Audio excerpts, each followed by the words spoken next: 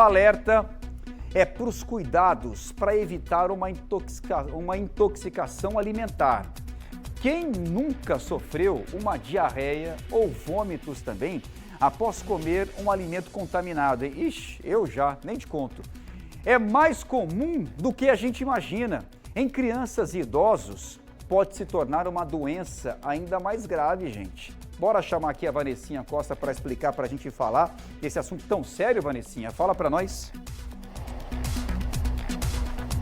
Pois é, João, de volta. Na verdade, um alerta sobre saúde, principalmente hoje, sexta-feira, que está perto do fim de semana. As pessoas podem sair da rotina alimentar e podem, sim, ser contaminadas por uma infecção alimentar, que pode trazer algumas consequências, independente da idade. Para entender melhor sobre esse assunto, o médico especialista Fernando Melo vai conversar com a gente. Doutor Fernando, quais são as principais causas da intoxicação alimentar? Por que é tão comum? Bom dia.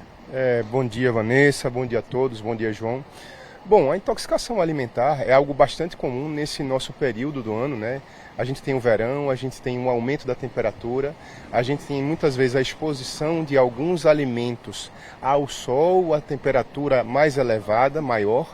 Isso faz com que haja um crescimento, um aumento do número de micro-organismos, ou seja, de germes. Né? Esses germes são bactérias, são vírus, e elas podem causar infecções ou intoxicações alimentares. São um pouco diferentes essas duas situações. As infecções elas são mais brandas, mais leves, causam um pouco menos de sintomas nos pacientes, e as intoxicações elas causam sintomas muito mais rapidamente, de forma muito mais rápida, e aí o paciente geralmente vai evoluir ou vai se queixar muito de dor na barriga e vômitos poucas horas depois de fazer a alimentação.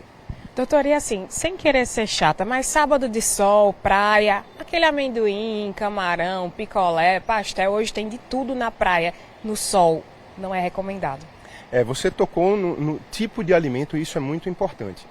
O crescimento dos micro-organismos, dos germes, das bactérias, dos vírus, é mais comum em alimentos de origem animal. Então vamos colocar ovos, queijos, carnes. É mais comum haver o crescimento desses elementos, desses germes, nesses tipos de alimentos. Quando a gente fala de alimentos de origem vegetal ou mesmo os industrializados, é mais difícil ter um crescimento de micro-organismos, de bactérias ou de vírus. Então é muito importante atentar ou observar o tipo de alimento. Se esse alimento está exposto a sol por um período maior e principalmente é um alimento de origem animal, as pessoas precisam estar mais atentas.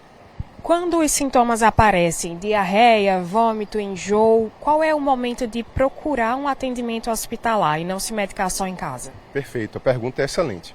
Muitas vezes a gente tem poucos sintomas, então 1, 2, 3 episódios de vômitos, e isso pode ser conduzido às vezes em casa ou até com a orientação de algum médico por uma telemedicina, mas quando esses vômitos se repetem, quando a pessoa começa a ter vários episódios de evacuação, de diarreia, e fica com a boca seca, fica se sentindo fraco, indisposto, dores pelo corpo, é importante buscar um pronto atendimento, uma emergência, para fazer uma avaliação específica e definir se precisa fazer algum tipo de medicamento, tratamento voltado para esse tipo de situação. Ok, muito obrigada pelas informações. No caso das crianças e idosos, esse quadro se agrava ainda mais por conta da desidratação. Como você está vomitando, está com um quadro de diarreia, existe a desidratação. É importante se manter hidratado, é importante também ter cuidado nos alimentos que a gente consome. Em caso de qualquer coisa diferente do normal, buscar um atendimento médico. João? Mas cuidado também o local onde você come, né? Tem que ter muito cuidado, muita preocupação. Obrigado, viu, Vanessinha? Valeu!